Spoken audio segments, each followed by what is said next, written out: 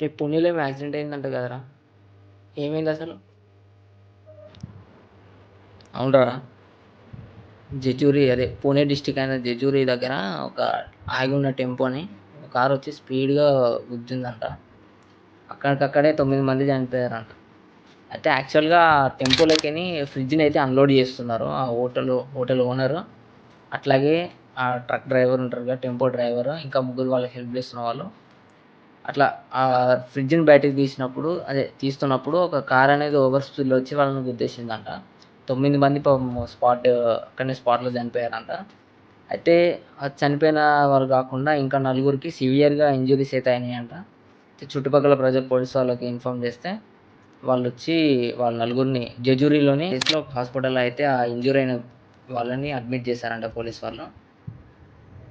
I hope వాళ్ళు recover అవుతారని. అరే పాపం రా. అవునరా.